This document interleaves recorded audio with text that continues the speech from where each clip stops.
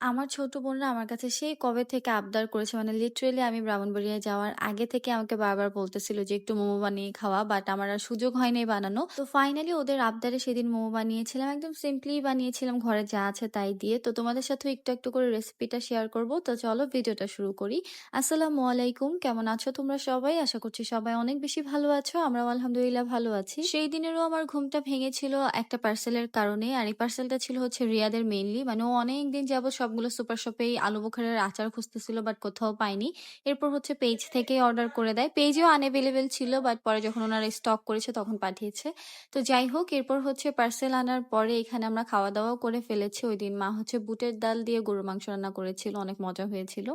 এরপর হচ্ছে এখানে আমরা একটু টিভি দেখছিলাম, এরপর খেলা দেখছিলাম সবাই মিলে। আর এটা হচ্ছে আবার পরের দিনের ভিডিও আসলে। তো এই দিনও লাঞ্চ করছিলাম। এদিন মা অনেক ঝাল ঝাল করে চিংড়ি মাছ ভুনা করেছিল, তোমরা দেখতেই পারতেছো যে কতগুলা কাঁচামরিচ।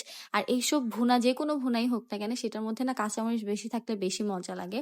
তো এখানে আয়াত হচ্ছে স্কুল থেকে আসছিল আমাদের বাসায় এই দিনও, তো ওকে আমাদের একটা জামা পরিয়ে দিয়েছিলাম মাসাল্লাহ। যদিও ওর এক্সট্রা জামা কাপড় আমাদের বাসায় থাকেই বাট এদিন এটা পরিয়ে দিয়েছিলাম। তো দেখো সন্ধ্যাবেলা বাসায় যাওয়ার পরেই সাথে সাথে আমাদেরকে আবার ভিডিও কল দিয়েছে, মানে কল দিয়ে কান্নাকাটি শুরু করে দিছে যেন ওকে আবার নিয়ে আসি।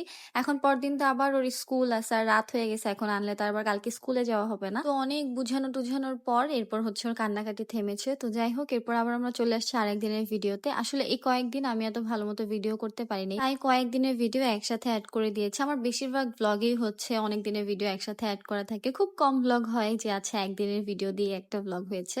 তো যাই হোক, এখানে সকালে নাস্তা টাস্তা করে দুপুরের জন্য একটু রান্না বান্না করতে আসছি। এখানে হচ্ছে আমি চিচিঙ্গা ভাজি করব আর হচ্ছে ডিম ভুনা করব। আসলে এই কয়দিন হচ্ছে মা অনেক বেশি ব্যস্ত, মানে জয়নবকে নিয়ে একটু দৌড়াদৌড়ি করতেছে, তো এর জন্য হচ্ছে মা ছিল না, তাই আমি ভাবলাম যে আমিই রান্না করে ফেলি, কারণ মার আবার একদম ইম্পর্টেন্ট একটা কাজে গিয়েছিল।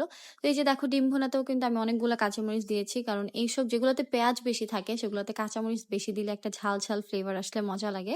তো যাই হোক, এখানে আমি শাওয়ার করে চলে আসছি অ্যান্ড ফাইনালি ওই দিন হচ্ছে এখন আমি মোমো বানাবো। তো সবার প্রথমে আমি মোমোর জন্য ডোটাকে রেডি করে ফেলেছিলাম আর মাশাআল্লাহ অনেক সুন্দর সফট হয়েছিল। তো সেটাকে আমি ঢেকে রেখেছিলাম। এর মাঝখানে আমি একটু লটকন খেয়েছিলাম, লামি আবার মরিচ আর লবণ দিয়ে মেখে আনছিল। তো ডোটাকে রেস্টে রেখে এখানে আমি বাকি কাজগুলো করব। আমি সবকিছু আগে কেটে নিয়েছি, রসুন পেঁয়াজ কাঁচামরিচ যা যা লাগবে।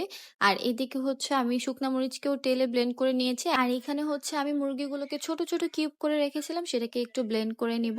তো এই জায়গায় সব নিয়ে নিয়েছি। এখন আমি মুরগিটাকে হচ্ছে মেরিনেট করে রেখে দেবো, মানে মুরগির সাথে সবকিছু মেখে কিছুক্ষণ রেস্টে রাখবো। পেঁয়াজ দিয়ে দিয়েছি, কাঁচামরিচ কুচি দিয়েছি, মরিচের গুঁড়া দিয়েছি, গোলমরিচের গুঁড়া দিয়েছি, লবণ দিয়েছি, সোয়া সস দিয়েছি।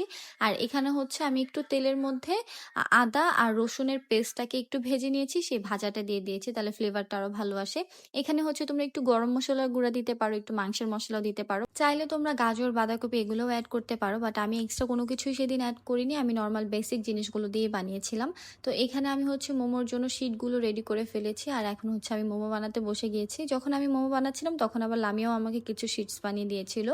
তো এখানে আমি একটা একটা করে মোমোর ডিজাইন দিচ্ছিলাম আর এখানে মনে হয় আমি 4 ধরনের ডিজাইন বানিয়েছিলাম। হ্যাঁ, 1 2 3 4 5 রকমের ডিজাইন বানিয়েছিলাম। তো যাই হোক, এখানে আমার সব মোমোর ডিজাইনও রেডি করা হয়ে গেছে। এখন আমি সবগুলোকে একসাথে স্ট্রিমে দিব।